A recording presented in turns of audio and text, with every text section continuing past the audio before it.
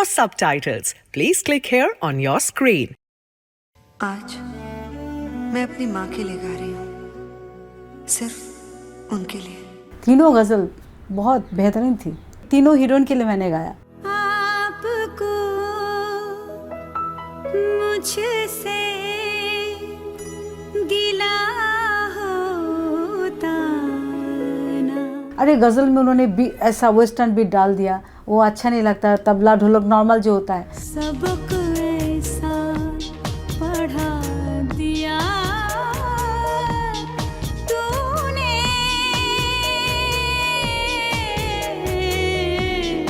मैं इस sad feeling सोच के गा रही थी, तो कहा गया नहीं, इसमें जो सिचुएशन है कुछ डिफरेंट है। Tracking milestones of an incredible journey spanning 30 years. Rahman Music Sheets. Hi friends, how about finding a top take, a wow factor in this episode? Do watch it till the end to grab this harmonic moment of the day. Sathiya and Tehzeeb, both films released in 2002. Rahman chose Madhushri to sing in both. Tehzeeb was based on Ingmar Bergman's 1978 Swedish film Autumn Sonata.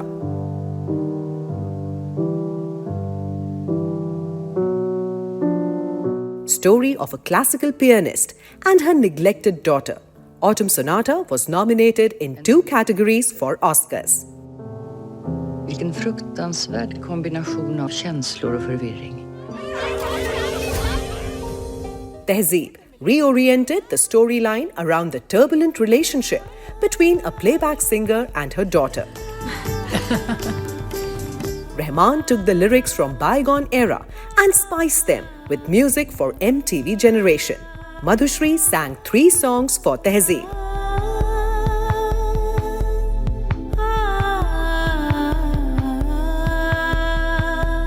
कमाल था, बहुत अच्छा था। क्या composition, Rahman जी ने क्या बनाया है। तीनों गज़ल बहुत बेहतरीन थी और तीनों हीरोइन के लिए मैंने गाया। शबाना जी के लिए गाया, फिर नम्रता शिरोडकर, उर्मिला मातोंडकर।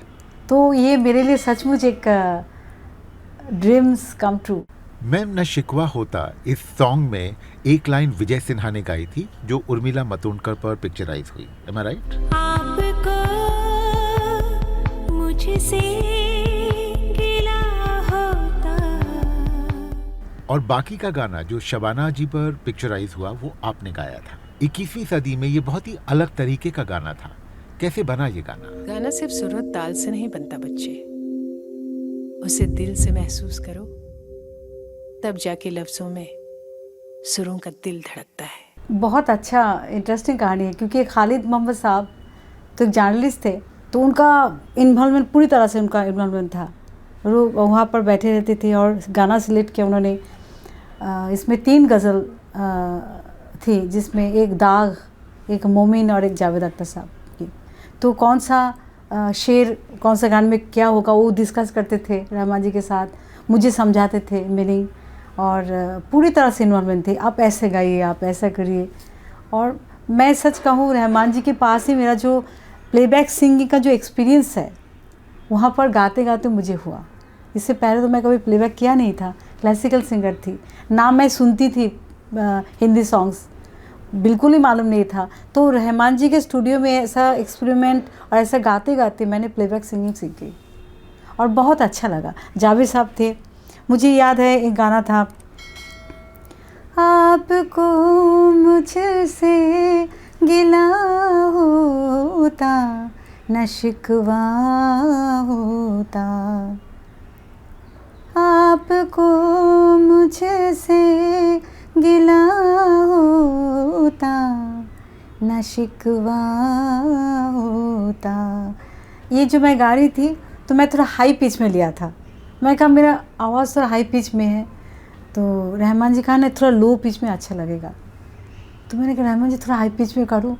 तो जावेद साहब बैठे थे, मधुश्री रहमान जी तुम्हें कह रहे लो पिच में अच्छा लगेगा, उनकी बात सुनो, म्यूज़िक डायरेक्टर की बात सुनना चाहिए। तो मैंने कहा बिल्कुल सर। तो ये मुझे याद है। तो अच्छा, ग्रेट एक्सपीरियंस। आपको मुझसे गिला होता ना। इसमें परकशंस का इस्तेमाल जिस तरह से हुआ, तो जब आपने फाइनल गाना सुना आपको कैसा लगा? आपको मुझसे गिला होता ना, शिकवा होता। बहुत अच्छा लगा, मुझे बहुत अच्छा लगा, क्योंकि उससे पहले मैं तो साउथ अमेरिका में 4 साल थी, तो उसका बीट रिदम मुझे बहुत अच्छा लगता था। लेकिन जब ये गज़ल मैंने गाई, उसके बाद जब ये रिलीज़ हुई, बहुत सारे लोग कह रहे थे अरे गज़ल में उन्होंने ऐसा वेस्टर्न बीट डाल दिया, वो अच्छा नहीं लगता, तबला ढोलक नॉर्मल जो होता है। लेकिन मुझे बहुत अच्छा लगा था। मैं कहा मुझे तो समथिंग न्यू, यही तो रहमान जी का स्पेशलिटी है, समथिंग न्यू। और आज देखिए, आज गज़ल जो है, गज़ल, सूफ़ी, ठुमरी, सब थोड़ा सा कॉन्टेम्प्ररी म्यूज़िक और उसी में चल रहा है। तो मुझे लगता है कि गाने में जो चीज़ अच्छा लगता है वही होना चाहिए। ऐसा कोई रूल्स नहीं है कि गज़ल में तबला ही बजना चाहिए या तो हारमोनी में होना चाहिए। मेरी मजबूरी को गर आपने समझा होता। Dag Dehelvi, known for his romantic and sensuous poetry, never allowed Western influences on his poetry. Ironically, one of his ghazals was picked up for Tehzeeb, and it had Western beats. सबक ऐसा पढ़ा दिया तूने। जब मुझे बताएगा तो मैं तो सोचा सबक ऐसा पढ़ा दिया तूने, तो थोड़ा सैड गाना है ना, तब शिकायत हो रही अल्लाह के ऊपर, जो सबक ऐसा पढ़ा दिया तूने, तो मैं उस सैड फीलिंग सोच के गा रही थी। तो कहा गया नहीं, इसमें जो सिचुएशन है कुछ डिफरेंट है। तो वो सोच के बस ऐसा होता है कि सिचुएशन कुछ ऐसा हो जाता है कि गाना चाहे सैड गाना भी हो तो डिफरेंट मूड में आपको गाना पड़ता है। तो अच्छा था, इट्स गुड। सबक ऐसा पढ़ा दिया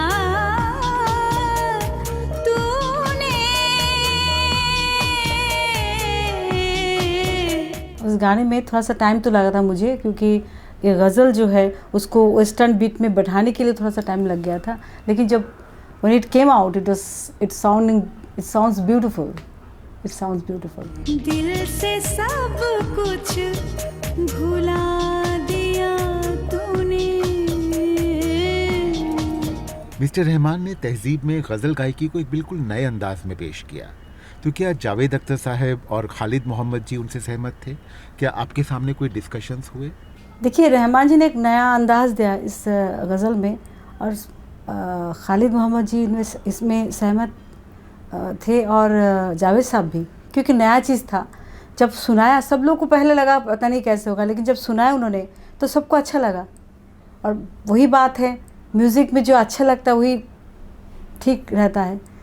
हाँ, गाना रिलीज़ हो जाने के बाद काफ़ी लोग मुझे कहा कि ये क्या हो गया, गज़ल में इस तरह से अलग लग रहा है, ऐसा नहीं होना चाहिए। क्रिटिसाइज तो किया, लेकिन आज देखिए वही हो रहा है। ज़्यादातर गज़ल नुमा गाने में वही वेस्टर्न बीट, मतलब ऑर्केस्ट्रा थोड़ा सा चेंज किया, अच्छा लगता है। मैं हमेशा ही मानती हूँ जो चीज़ कान में अच्छा लगता है सुनने में, वही संगीत है। बेगरज जो दिया तूने।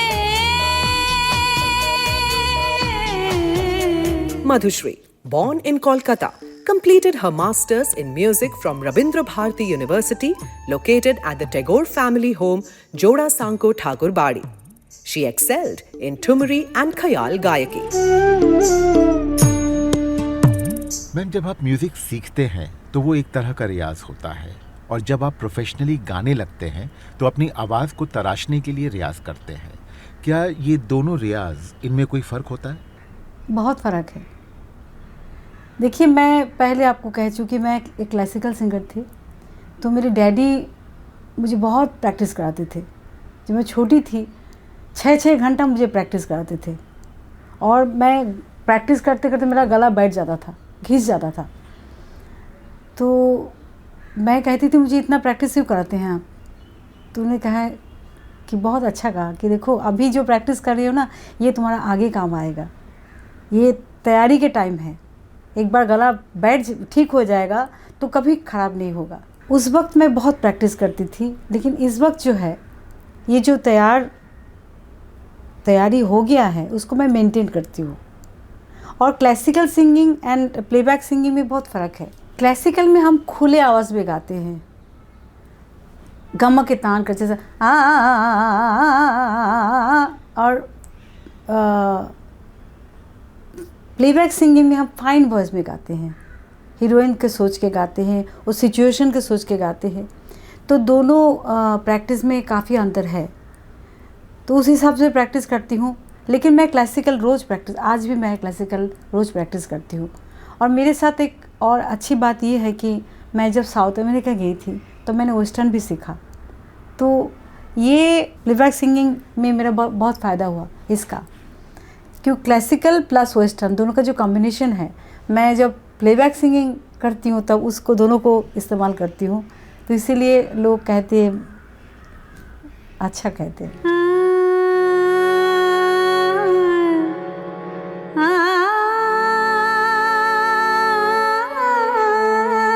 Momin Khan Momin, a contemporary of poet Mirza Ghalib. Many of his works have stood the test of time. वो जो हम में तुम में करार था, तुम्हें याद हो के ना याद हो। His poem मुझ पे तूफान उठाए was adapted for तहज़ीब. मुझ पे तूफान उठाए लोगों ने। Actually this is my favourite song, मुझ पे तूफ़ान। इसमें मेलोडी कमाल की मेलोडी थी, और ये कई बार मैंने गाया, तो जो सबसे अच्छा पार्ट था उन्होंने वही पार्ट रहमान जी ने रखा है।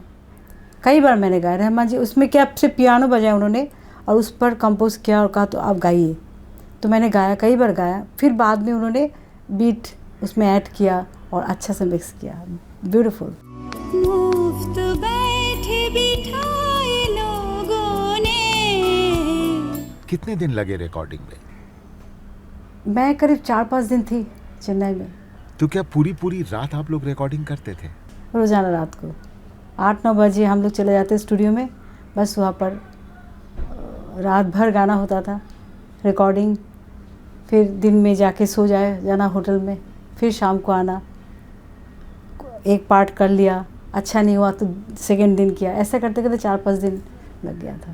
कर दिया अपने आने जाने के। उन दिनों के बारे में जब मैं सोचती हूँ इतना अच्छा लगता है, और एक ही गाने के लिए 3-3 दिन 4-4 दिन मेहनत होती थी। मतलब ये आज ये ट्यून ठीक नहीं है, वो ठीक करो, फिर से करो। आज तो सब इतना बिजी है। मुझ पे तूफान उठाए लोगों ने। मिस्टर रहमान के साथ आपकी पहली फिल्म साथिया, जिसमें लिरिक्स थे गुलजार साहब के, और दूसरी फिल्म तहज़ीब, जिसमें दाग और मोमिन के अलावा लिरिक्स थे जावेद अख्तर साहब के। तो क्या आपको ऐसा नहीं लगा कि अब करने को बचा क्या है, रिटायर ही हो जाते हैं? नहीं, आई वॉज वेरी लकी कि शुरू में ही गुलजार साहब और जावेद साहब जैसे महान कलाकार, महान लेखक का गाना मैंने गाया। लेकिन ये तो शुरुआत थी, आगे आगे बहुत कुछ किया। जावेद साहब के साथ बहुत काम किया, गुलजार साहब के लिए भी मैंने 2 फिल्में गाया और बहुत लोगों के लिए गाया।